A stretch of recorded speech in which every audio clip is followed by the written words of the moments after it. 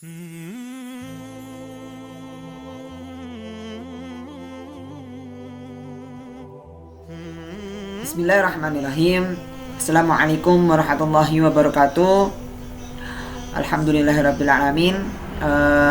Pada kesempatan ini perkenalkan saya, nama saya Tribudi Prasetyo, NIM 2019 1143. Jadi di sini kita akan belajar bersama mengenai kitab Al-Itqan di bab makna-makna pembicaraan Al-Quran karangan Imam As-Suyuti. Bismillah, teman-teman. Di bab ini makna-makna pembicaraan Al-Quran, menurut Ibnul Az-Zawzi berkata di dalam kitabnya An-Nafis, itu beliau mengatakan panggilan Al-Quran itu memiliki 15 macam makna. Dan yang lainnya berkata lebih banyak daripada 30 makna. Jadi ulama-ulama lain juga berkata bahwa pembicaraan Al-Quran itu banyak makna. Tapi di dalam karangan Imam As-Suyuti ini ada disimpulkan 34. Nah, baik, saya di sini akan menjelaskan di bab ini mulai nomor 25 ini. Oke, kawan. Di dalam ini pembicaraan kepada seseorang kemudian berpindah kepada yang lainnya. Oke, kita besar.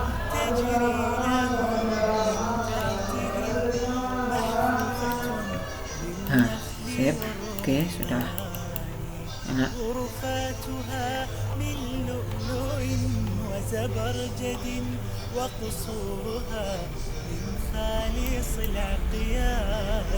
Nah ya.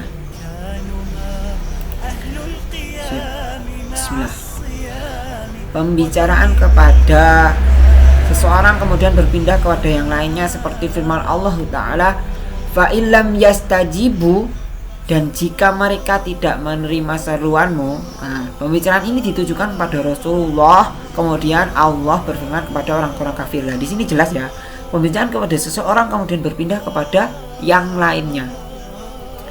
Bismillahirrahmanirrahim. Fa'lamu annama unzila bi'ilmillah. Maka ketahuilah bahwa Al-Quran itu diturunkan dengan ilmu Allah.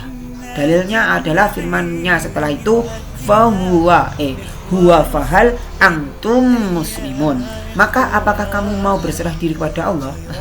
Itu ya, jelas. Pembicaraan kepada seorang kemudian berpindah kepada yang lainnya. Selanjutnya pembicaraan untuk keanekaragaman, yaitu yang disebut dengan iltifat. Dan selanjutnya pembicaraan kepada benda padat seperti pembicaraan kepada yang berakal, seperti firman Allah Ta'ala, faqala laha walil ardi i'tiya taw'an aw karha. Lalu dia berkata kepadanya dan kamu kepada bumi, datanglah kamu keduanya menurut perintahku dengan suka hati dan atau terpaksa. Nah, di sini jelas bahwa Allah SWT berfirman menjelaskan panggilannya pembicaraan kepada benda padat seperti pembicaraan kepada yang berakal. Ini loh, kepadanya dan pada bumi. Jelas ya. Nah, dari sini kita bisa memahami kan. Untuk selanjutnya pembicaraan untuk membangkitkan semangat. Allah Ta'ala berfirman, wa 'alallahi fatawakkalu in kuntum mu'minin. Dan hanya kepada Allah hendaknya kamu bertawakal jika kamu benar-benar orang yang beriman. Al-Maidah ayat 23. Di sini jelas bahwa pembicaraan ini membangkitkan semangat kita ciptaannya. Pencipta membangkitkan semangat kepada ciptaannya melalui seruan-seruannya di dalam kalam-kalamnya, kalamullah. Nah, dan hanya kepada Allah hendaknya kamu bertawakal jika kamu benar-benar orang yang beriman. Nah, sekarang kita pertanyakan pada diri kita ini beriman apa enggak? Kita tawakal apa enggak?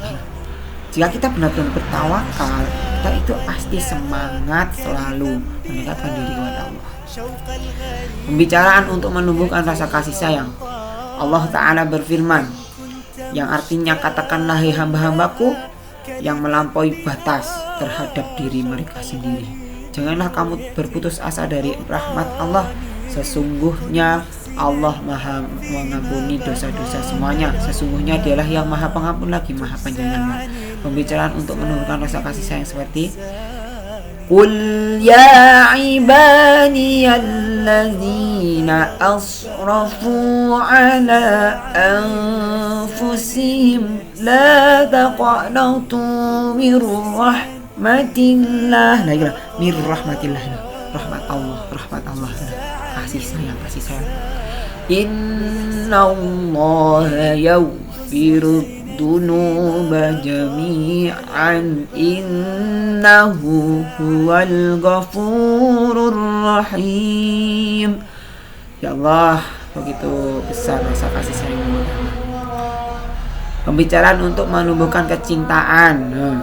Allah berfirman, Ya abati la ta'budis syaitana inna syaitana kana lirrahmani asiyah. Nih, wahai bapakku, janganlah kamu nyembah setan. Sesungguhnya setan itu durhaka pada Tuhan yang maha pemurah. Jadi Tuhan yang maha pemurah, kecintaan lirrahman asiyah. Bahkan di dalam surat Al-Luqman dijelaskan, Ya bunayya innaha in taku misqala habbatin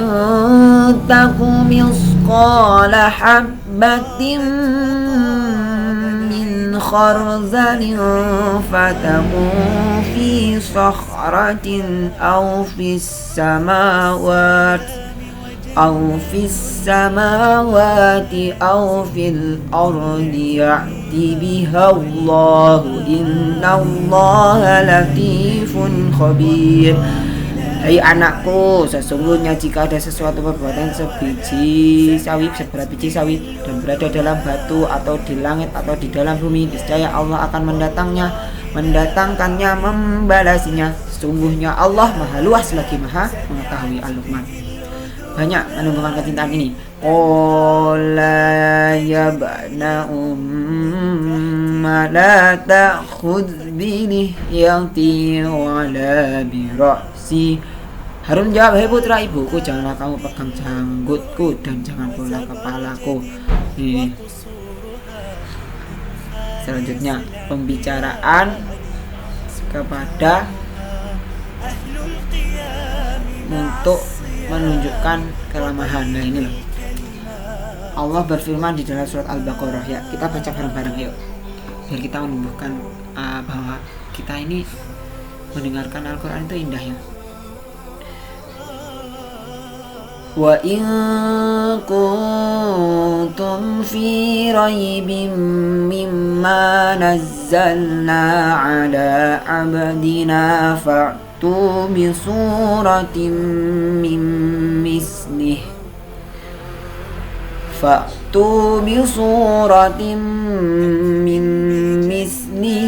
wad'u syuhada'akum min dunillahi in kuntum shadiqin.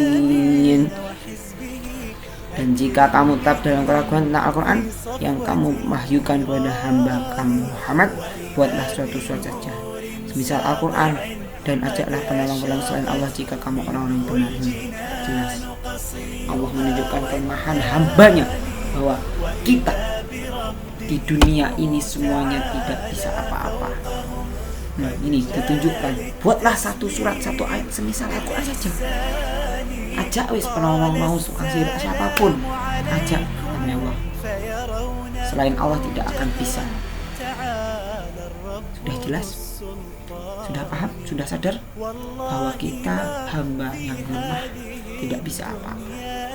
Maka dari itu teman-teman,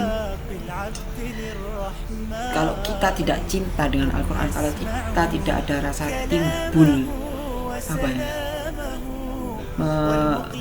meneladani isi Al-Quran dalam artian oke, kita pinter, kita cerdas, bahkan kita hafal Quran, tapi kalau kita tidak meneladani apa yang di dalam Al-Quran ini, masih memiliki sifat sombong, iri, dengki, itu ayat-ayat yang kita hafalkan, ayat-ayat yang kita baca itu tidak masuk ke dalam diri kita, berarti kita tidak bisa memaknai Al-Quran ini secara baik. Nah, maka dari itu teman, ayo kita perbaiki terus dan perbaiki. Itu tadi menunjukkan kelemahannya. Sekarang menunjukkan ini nomor 32, pembicaraan untuk mengagumkan, yaitu setiap pembicaraan yang dimulai dengan kata kul, katakanlah, semua itu adalah kalimat permulaan dari Allah. Inilah sama kayak yang di atas kelemahan kita. Jadi menunjukkan bahwa Allah itu yang paling agung. Pembicaraan kepada sesuatu yang tidak ada, pembicaraan ini dapat dibenarkan karena mengikuti kepada sesuatu yang ada, seperti firman Allah, ya bani Adam, wahai anak Adam, wahai anak cucu Adam. Itu adalah pembicaraan yang ditunjukkan kepada penduduk pada masa itu dan semua orang yang datang kemudian setelah mereka. Baik teman-teman, tadi makna-makna pembicaraan dalam Al-Quran diringkas seperti itu di dalam kitab Imam Suyuti Al-Itqan, karangan Imam Asyuti. Catatan dari sini, catatan ini sudah saya baca, teman-teman. Tolong dibaca kembali. Ini pelajaran ini sangat-sangat bagus untuk kita renungkan. Di dalam catatan ini, ayo kita baca bareng. Ada beberapa orang yang mengatakan bahwa pembicaraan Al-Quran itu terbagi menjadi 3 macam, yaitu yang pertama, yang tidak layak kecuali hanya ditujukan kepada Rasulullah.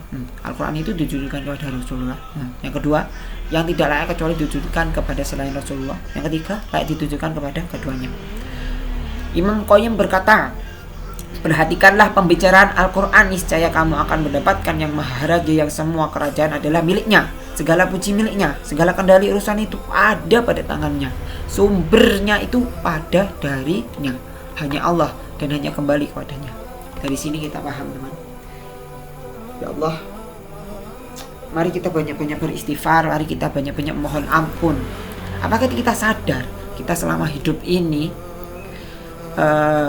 kita berjalan menginjak bumi, kita memohon maaf pada bumi, kita sadar kita seenaknya mulai lahir owek-owek sampai sekarang besar bisa ngomong lancar, tidak pernah memohon ampun kepada bumi. Kita sadar? Tidak pernah menyadari itu. Apakah kita sadar kita menghirup udara yang segar setiap harinya?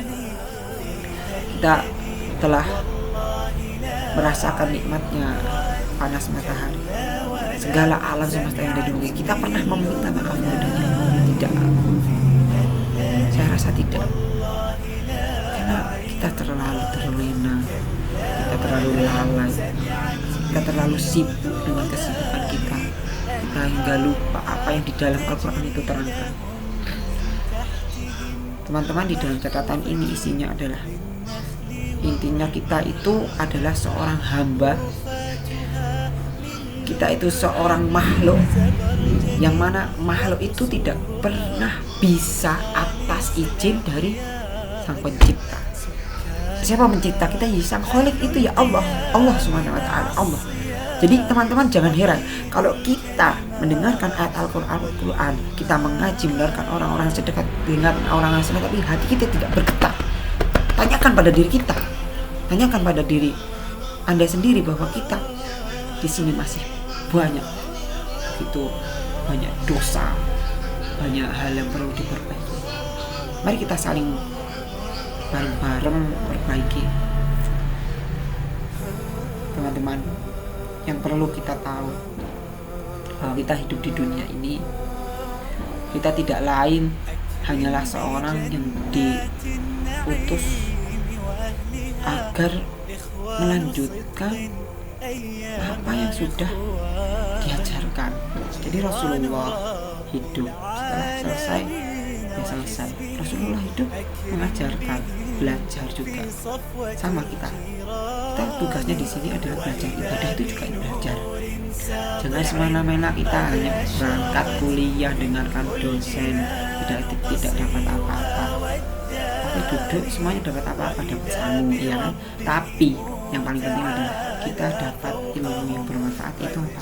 Ilmu yang kita terapkan, ilmu yang kita amalkan kepada lingkungan kita, anak-anak kita. Semoga kita semua menjadi orang yang bermanfaat. Teman-teman, ada pesan yang saya ingin sampaikan, bahwa kita di dunia ini jangan pernah merasa puas. Jangan pernah merasa puas ketika samian sudah pinter, sudah cerdas, sudah hafal Quran, sudah pinter tafsir. Semua kunci kita sukses dalam belajar itu tidak pernah merasa puas. Kalau sudah hafal Quran, jangan merasa puas hafal Quran. Harus itu hafalkan ayat letaknya, semuanya, tafsirnya, pelajari bahasanya, pelajari tafsirnya. Jangan pernah puas, jangan pernah puas, jangan pernah puas. Terus sampai engkau kembali kepada Sang Pencipta. Terus diamalkan, terus belajar. Jangan pernah merasa puas kalau kita sudah bisa ini. Jangan pernah kalau merasa puas kalau kita sudah bisa bahasa Arab. Jangan pernah merasa puas kalau kita sudah pintar baca kitab. Jadi semua perlu kita pelajari sebisa mungkin, sekuat mungkin. Bangkit terus, tidur, jatuh bangun lagi ya. Bismillahirrahmanirrahim. Insyaallah kita semuanya bisa. Mungkin itu yang bisa saya sampaikan. Semoga bermanfaat. Kita semua dilindungi Allah SWT. Ibadah kita istiqomah. Amin Allahumma amin. Wassalamualaikum warahmatullahi wabarakatuh.